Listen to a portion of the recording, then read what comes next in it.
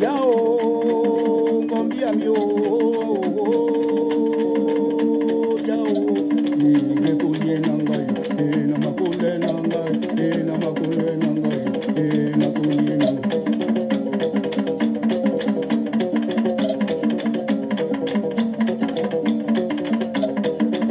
Kitani yabe o, we kunye nanga bodinda we bongi munu.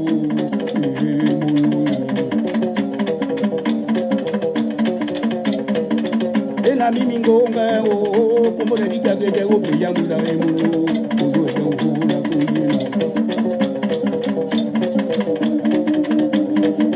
na kunye nanga o kunye nanga o kunye nanga o kunye nanga o ye ba na kunye nanga eni o wana video eni ga dinjo la e kumbe ne pendi muno konye nangai konye nangai konye nangai konye nangai ona makonye nangai eni mari konye nangai eni mari konye nangai eni mari konye nangai mudinga umema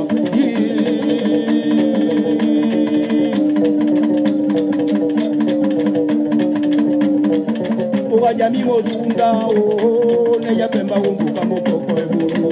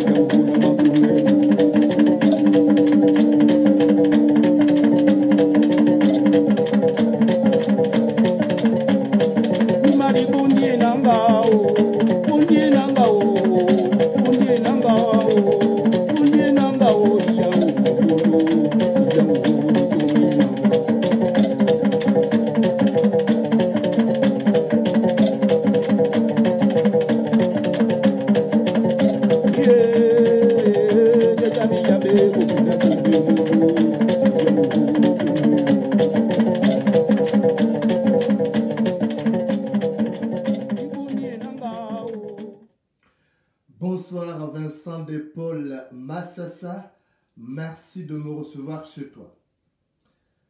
Vincent de Paul Massassa, quand je m'intéresse à des personnages pittoresques de ton acabit, c'est qu'il y a un problème. Comme tu le sais, si les abeilles te suivent, c'est que tu as mangé du miel.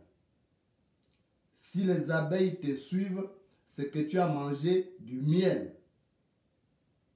Je n'ai pas l'habitude de m'intéresser à la vie de n'importe quel citoyen gabonais, surtout lorsqu'il n'a pas une parcelle de pouvoir ayant de l'influence sur la population gabonaise. Tu es ministre du pétrole d'Ali Bongo et en tant que tel, tu dois essuyer un certain nombre de critiques fondées ou infondées. Mais ce que je viens de te dire ce soir, tu sais au fond de toi que c'est la vérité. Tu sais déjà de quoi je parle. Il y a quelques semaines, ton aide de camp a trouvé la mort dans des conditions suspectes. Le raccourci a été pris et tout de suite on a dit que c'est le coronavirus.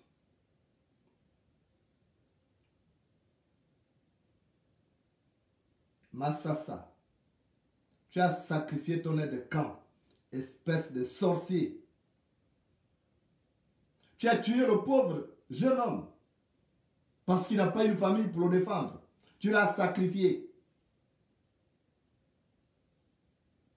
Tu avais envoyé ce jeune homme dans un temple au Cap Esterias. Tu as fait venir des Baumbu de la République démocratique du Congo. 3 Baumbu. 3 sorciers Baumbu que tu as fait venir de la République démocratique du Congo pour faire tes fétiches. Ils t'ont demandé du sang humain. Et tu as commandité des crimes rituels.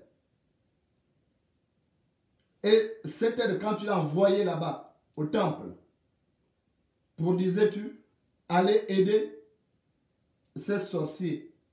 Avait-il besoin d'être aidé? Les Baumbu, ce sont des sorciers, ils sont reconnus comme tels. On les appelle les Wumbu en République démocratique du Congo.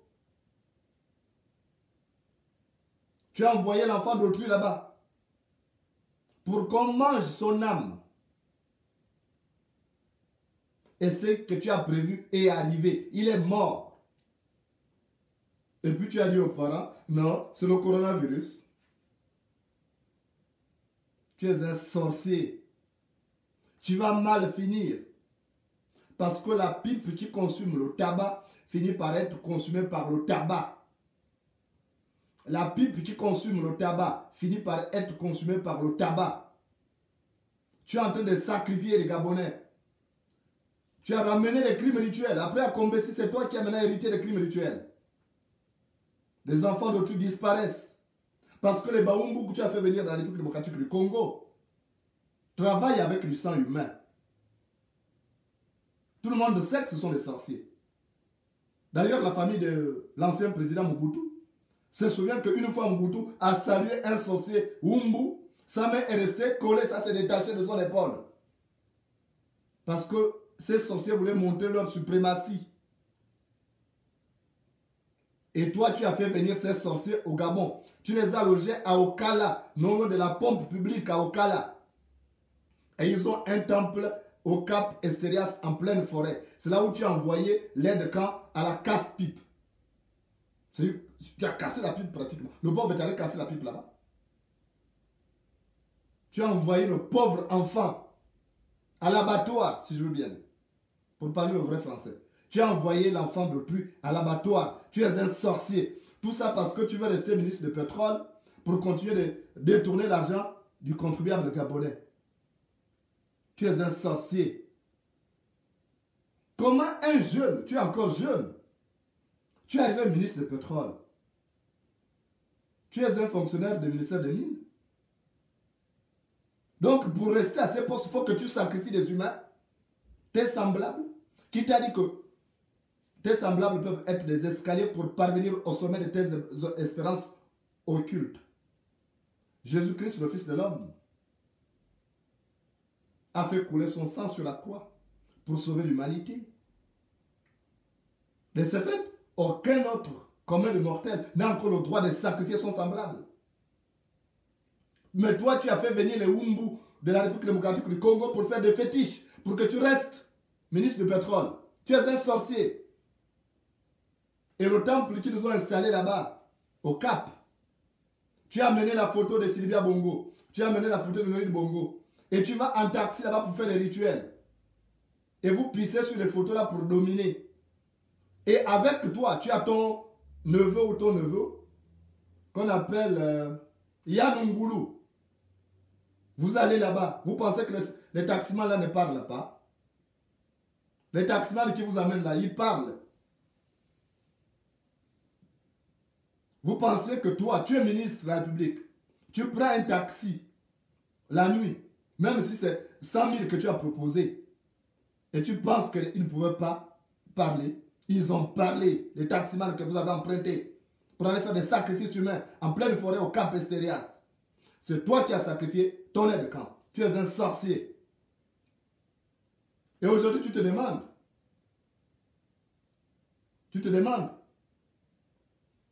que qui a donné les informations à Moulenda. Quand j'ai dénoncé ça l'autre fois, tu as fait fouiller les téléphones portables de tes agents. Tu as fait fouiller les téléphones portables de tes agents en voulant savoir qui donne des informations à Moulenda. Je ne suis pas avec toi là-bas. Je ne suis pas avec toi à Libreville. Tu as fait fouiller les téléphones parce que tu te reproches de quelque chose. Tu as fait venir tous tes collaborateurs au bureau pour fouiller leur téléphone, pour vouloir savoir qui communique avec Moulenda, mais tu ne le sauras jamais. Tu es un sorcier. Tu n'as pas honte. Donc pour être ministre, pour rester au gouvernement, il faut que tu fasses venir les Wumbu du Congo pour venir faire des fétiches avec du sang humain, avec des sacrifices humains. Tu n'as pas honte. Il y a eu des gens qui ont fétiché avant toi. Est-ce qu'ils sont restés ad vitam aeternam au gouvernement? Les fétiches ne doivent pas être une sorte de panacée pour vous, pour rester au gouvernement. Mais Vincent de Paul Massassa, si les plumes font rester l'oiseau en l'air, pourquoi la poule est-elle par terre? Si les plumes font rester l'oiseau en l'air, pourquoi la poule est-elle par terre?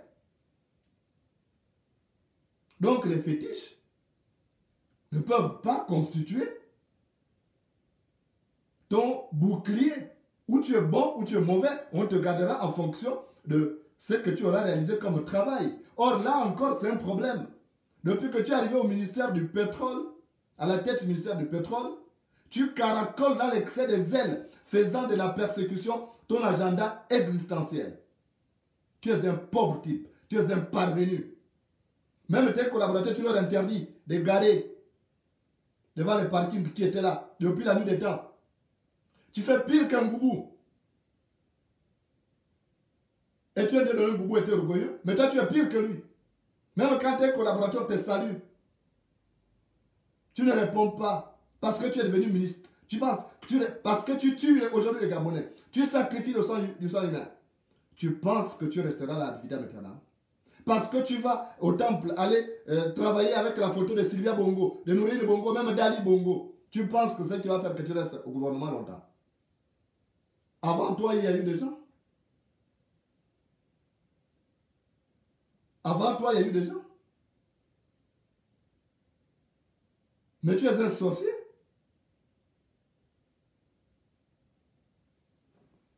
Les gens qui disent, vous connaissez combien d'agents de sécurité ministre a? Vous savez combien d'agents de sécurité ministre a, vous qui parlez? Massassa, c'est un sorcier. Il y a quelqu'un de son cabinet qui est mort dernièrement. De sa sécurité rapprochée. Demandez. Et s'il boude, moi je demande à la famille de ces jeunes hommes de me contacter. Je vais orienter cette famille vers un maître spirituel très puissant qui est dans l'Angounier pour frapper le diable. Et si c'est Massassa qui l'a sacrifié, il mourra. On ne joue pas. Je connais le Gabon de fond en comble. Je connais là où il y a des grands maîtres spirituels. Massassa, c'est un sorcier. Les gens qui disparaissent ces derniers temps-là, les corps que vous retrouvez, les crimes rituels, c'est Massassa qui a hérité ça.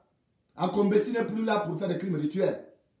C'est Massassa et son neveu Yann Ngoulou, qui est directeur de cabinet de Noureddine Bongo, le coordonnateur des affaires présidentielles et fils d'Ali Bongo, qui font des sacrifices humains aujourd'hui. Ils ont fait venir des Wumbu de la République démocratique du Congo. Massassa, tu es un sorcier. Tu es un sorcier. Tu ne resteras pas à la tête de ce ministère. Non seulement tu détournes des primes, mais tu es devenu orgueilleux. Et en plus, tu veux ramener les crimes rituels qui ont jeté l'opprobre sur le Gabon. Parce que ces crimes-là, aujourd'hui, quand on interroge, quand on fait des recherches sur le Gabon, ce sont les images des crimes rituels qui apparaissent. Vous avez jeté l'opprobre sur le Gabon. Vous avez jeté l'opprobre sur le Gabon. Donc les Wumbu que tu as fait venir du Congo, il faut le demander. Ils étaient venus toi. Le troisième est reparti. Mais il a parlé aussi. Il a parlé. Il m'a dit, je ne suis pas dedans parce qu'il est question de sacrifier des gens. Moi, je n'ai pas l'habitude de sacrifier, de travailler avec du sang humain. Il est retourné. Un des taximans est parti, il est maintenant au Cameroun. Un des taximans qui était chargé de mission, il est maintenant au Cameroun aujourd'hui. Donc, si tu ouvres tes mandibules, je viendrai t'humilier. Parce que je vais appeler les gars de la DAF, de la PAF. Ils vont sortir les noms de ces Umbula que tu as fait venir. On connaît là où ils habitent. Et s'il y a encore un crime rituel, on va les brûler. On sait où ils sont. On a repéré là où ils sont. La maison, non loin de la pompe publique de Kala. On connaît là où ils sont. Donc s'il y a un crime rituel à Libreville, on enverra les gens brûler ces sorciers que tu as fait venir. On a trop souffert des crimes rituels. Tu n'as pas honte? Pour un poste, comme tu cherchais ce poste avec la torche indigène, aujourd'hui tu es prêt à sacrifier tes semblables parce qu'il faut que tu restes ministre du pétrole. Tu es un pauvre type. Tu excelles dans l'excès de zèle. Aujourd'hui, tu ne vois plus personne. Même les gens qui étaient avec toi, quand ils te saluent, bonjour monsieur le ministre, tu ne réponds même pas. Mais tu es qui? Tu es un arriviste. Et comme Paul-Jean Toulet l'avait dit, les arrivistes sont des gens qui arrivent, qui ne sont jamais arrivés. Les arrivistes sont des gens qui arrivent, ils ne sont jamais arrivés. Tu penses que parce qu'on t'a catapulté ministre du pétrole, que tu es devenu immortel, que tu as le droit de vie et de mort sur des gens, au point de faire venir des sorciers pour travailler avec le sang des Gabonais? Tu es fier? De toutes façons, j'ai l'adresse exacte. Là où tu as logé ces gens. Si on apprend qu'il y a un crime rituel, nos regards vont se tourner vers toi parce que c'est toi qui as fait venir ces sorciers. Et ces gens-là seront brûlés vifs. Je te promets. On connaît la forêt dans laquelle ils opèrent, là où ils ont amené la photo de Noé de Bongo, ils ont amené la photo de Sylvia Bongo, même d'Ali Bongo. Ça, moi je m'en fous. Mais ce qui me fait mal, c'est de savoir que ces gens ont besoin du sang humain. Il faut sacrifier les enfants d'autrui. Donc, tu t'es débrouillé.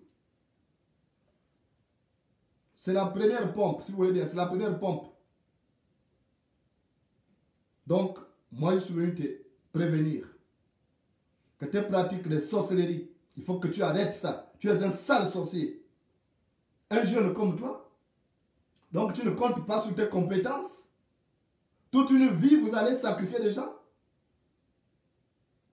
Toute une vie, vous allez faire des crimes rituels pour tuer des enfants du Gabon qui constituent l'avenir de ce pays.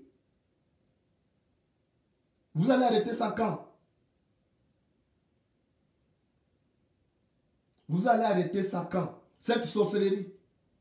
Qui t'a dit que les fétiches sont des escaliers pour parvenir au sommet de tes espérances occultes? Il y a des gens qui utilisent les fétiches, mais ils sont où? On a eu le Marbongo, on a eu les Mobutu, on a eu les Eyadema, mais ils sont morts. Mais tu es un démon. Avec ton sorcier de Yann Ngoulou, vous tuez les Gabonais. Les crimes rituels, c'est vous. À Kombessi, ne faites plus ça. Je ne suis pas de mauvaise foi. J'ai combattu à Kombessi quand il faisait ça. Et tous ceux qui vont hériter des crimes rituels, je vais les combattre avec la dernière énergie. Et toi, tu deviens désormais mon ennemi. Je ne te raterai jamais. Parce que si tu ne veux pas que la mouche tété devienne ton ennemi, ne te mets pas au bord du marigot. Si tu ne veux pas que la mouche tété devienne ton ennemi, ne te mets pas au bord du marigot. On va cumuler. On va sortir le manifeste. Quand les gens sont arrivés, on a les dates. On va sortir ces gens-là. Comme c'est la sorcellerie que tu veux faire. Tu es un assassin. Rien que pour les postes, vous faites, tous tes collègues là, vous êtes en train de consulter les Nganga. Donc vous n'avez pas de compétences. Vous n'avez aucune compétence. Parce que quand on est compétent, on n'a pas besoin de féticher. Quand on est compétent, on n'a pas besoin d'entrer dans la loge maçonnique pour réussir.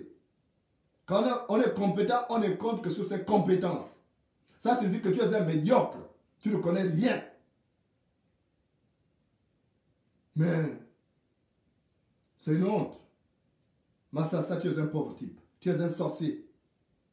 C'est toi qui perpétues maintenant les crimes rituels. Je suis venu te le dire. Et si tu n'es pas content, tu viens à Bruxelles porter plainte. Tu es un sorcier. Voilà. Et tu as appelé le personnel pour fouiller leur téléphone, pour fouiller son téléphone. Enfin, tes agents. Tu as appelé tous tes agents pour fouiller le téléphone. Donc celui que je vais trouver, tu communiques avec Moulenda, il va voir. Tu pensais que ça allait passer inaperçu. Tu pensais que ça allait passer inaperçu. Tu connais le nombre de gens que j'ai dans tous les ministères là, qui sont mes yeux et mes oreilles à travers le Gabon. Massassa, tu es un sorcier. Il faut m'arrêter ta sorcellerie.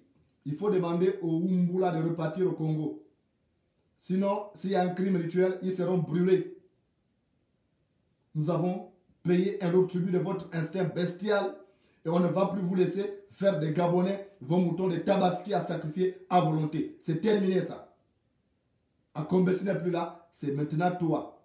C'est maintenant Yann Ngoulou et toi qui perpétuez les crimes rituels. Il faut m'arrêter ça. Si c'était toi, tu vas accepter. Le pauvre aide-camp. Le pauvre garçon. Comme il était issu d'une famille pauvre. Tu l'as fait zigouiller. Pourquoi tu l'as envoyé au temple? Pour aller faire quoi? C'était quoi son utilité? C'était quoi l'utilité? Massassa, c'était quoi l'utilité de ce gars-là au temple? Chez les Umbu, tu l'as envoyé. Il est allé faire quoi? Lui aussi, il est initié à la sorcellerie des Umbu. Lui aussi, il est de la RDC. Tu l'as envoyé faire quoi? Tu es un pauvre type. Il faut se maintenir une fois. Est-ce que si c'était toi, tu allais accepter? Si c'était toi qu'on a sacrifié ça, on a sacrifié comme ça, tu allais accepter? Tu sacrifies l'enfant d'autrui. Est-ce que c'était toi, tu allais accepter? Il faut te mettre à la place de ces enfants. Il faut te mettre à la place de ces enfants. Si c'est toi qu'on veut prendre comme escalier pour parvenir au sommet des espérances occultes, est-ce que tu accepterais qu'on fasse de toi la victime expiatoire? Tu accepterais de devenir la victime expiatoire pour aider un kidam à parvenir au sommet des espérances occultes? Tu vas accepter ça? Il faut que tu te mettes à la place de l'autre.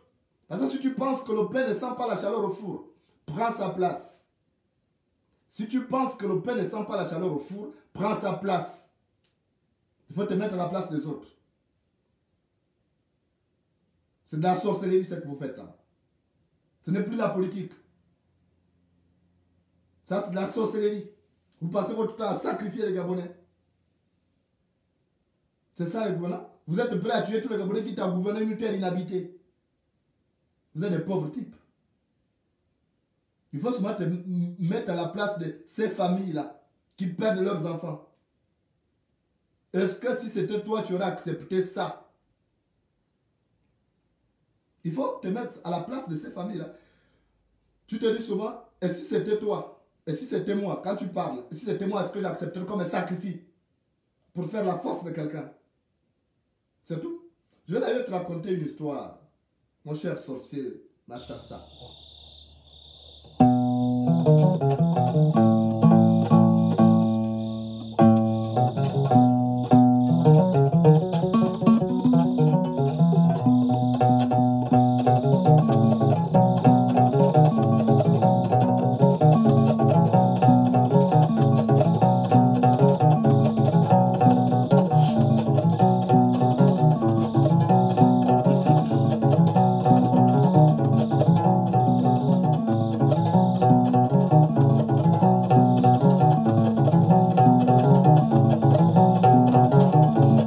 Mon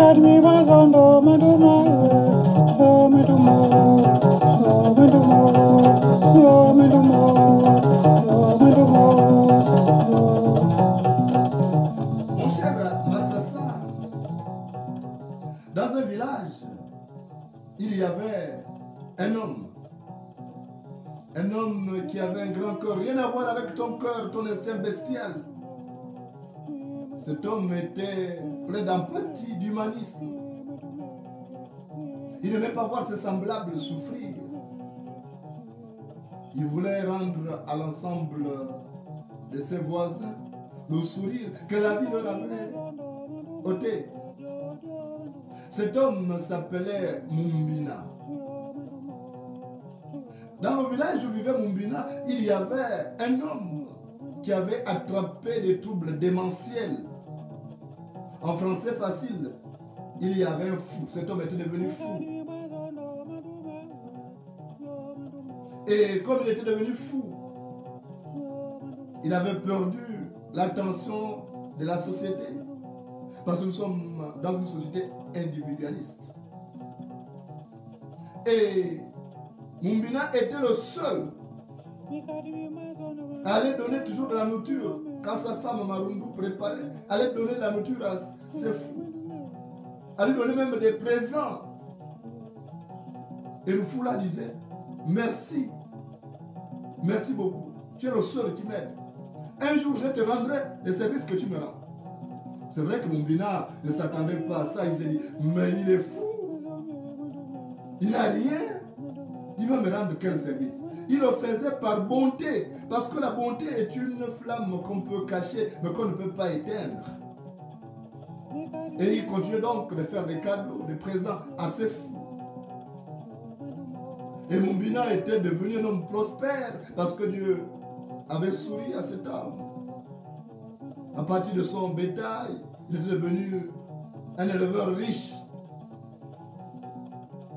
Mais voilà que cela a commencé à susciter la concupiscence de ses voisins et même de sa femme Marundu. Et un jour, Mumbina est tombé malade. C'est comme ça que il était dans sa maison. Marundu est parti voir le médecin. Parce que naturellement, les deux n'étaient plus en odeur de sainteté, vu que Mumbina avait pris une femme plus jeune et avait délaissé Marundu. Donc Marundu avait dit, je préfère être veuve heureuse. Je souhaite que mon mari meure. Et Marundu est allé voir donc le médecin pour dire, docteur, je veux que tu viennes injecter une piqûre mortelle à mon mari. Il me fatigue. J'ai envie d'être veuve heureuse. Je m'en débarrasse. Je veux hériter de tout ce qu'il a comme richesse. Mais il y a une chose qui s'était passée avant que Mumbina ne tombe malade. Le fou là, ayant accumulé beaucoup de cadeaux, avait décidé à son tour donc de donner aussi un présent à Mumbina parce qu'il était d'une générosité hors du commun. Il avait donc offert un tableau à Mumbina. Et comme c'était un fou lettré, il avait écrit sur ce tableau, et si c'était toi? Mumbina a regardé le tableau, il ne comprenait pas ce que disait ce fou. C'était écrit, et si c'était toi? Mais comme c'était le geste qui comptait, Mumbina avait pris ce tableau, il avait amené ça au chevet de son lit, il a accroché ça. Si bien que lorsque le médecin est venu, après avoir comploté avec Marundu, qui voulait que son mari meure pour qu'elle soit veuve heureuse, quand le médecin entrait pour injecter cette mauvaise piqûre, les piqûres que vous avez d'ailleurs au Kabolava pour éliminer les autres, quand le médecin entrait pour pouvoir injecter Mumbina qui était devenu gravataire, il a levé la tête, il a regardé le tableau. C'était écrit, et si c'était toi? Le médecin s'est mis à réfléchir. Il s'est dit, mais moi je viens tuer un homme qui n'est que malade, il n'est pas mort. Je viens l'achever. Parce que sa femme m'a demandé de le faire. Alors qu'il ne m'a rien fait. Et si c'était moi, est-ce que j'allais accepter qu'on me tue comme ça? Donc le tableau là a fait réfléchir le médecin, il a dit non, non, non, pardon. Il est ressorti, il a dit à Marundu, non, Je ne peux pas faire ça. Je ne vais pas tuer le pauvre homme. Parce que vous avez des problèmes de couple. Réglez vos problèmes de couple. Il est malade, moi je vais le soigner. Je ne peux pas l'éjecter. Il a regardé sa trousse où il y avait les médicaments pour soigner Mumbina. Il a préféré sortir les vrais médicaments pour soigner Mumbina. Et il a dit à Mumbina, tu vois, voilà ce que ta femme m'a demandé de faire. Elle m'a demandé d'injecter une piqûre pour que tu meurs parce qu'on est resté avec tes biens. Maintenant, moi, je ne peux pas le faire. Parce que la phrase là que j'ai trouvée au sommet du lit là où c'était écrit, et si c'était toi, ça m'a fait réfléchir. C'est parce que Mumbina avait un bon cœur. Et ce médecin a réfléchi grâce au tableau qui avait été donné par le fou. Mais qui en réalité n'était pas plus fou que vous qui tuez les gens. Donc si c'était toi qu'on sacrifie dans les forêts du Cap Estérias, que dirais-tu, mon cher Massassa? Et si c'était toi qu'on offrait à ces Umbu importés du Congo? Si c'était toi qu'on offrait en victime expiatoire, est-ce que tu accepterais qu'on te sacrifie? Est-ce que tu n'as pas droit à la vie? Qui vous a dit qu'on devient immortel en tuant les autres? Alors, à partir d'aujourd'hui, il faut réfléchir. Il faut renoncer à ce que tu fais parce que tu es déjà découvert. Tu n'as aucune animosité à ton égard. D'ailleurs, toi-même, on ne s'est jamais rencontré, même pas en rêve. Donc, je n'ai aucune animosité à ton égard. Je suis venu te mettre en garde. Arrête ce que tu es en train de faire. Parce que tu es un sorcier. Tu es sur une mauvaise voie. Et cette voie ne t'amènera que dans des problèmes. Et si tu n'aimes pas les problèmes, il faut faire attention. Si tu n'es pas gros, ne te tords pas, mon cher Massassa. Parce que la vie est faite d'incertitudes. Il faut avoir peur de retrouver la manivelle. Parce que tu pourras en payer un lourd tribut. Et c'est ce que je suis venu te dire aujourd'hui. Merci de m'avoir reçu chez toi.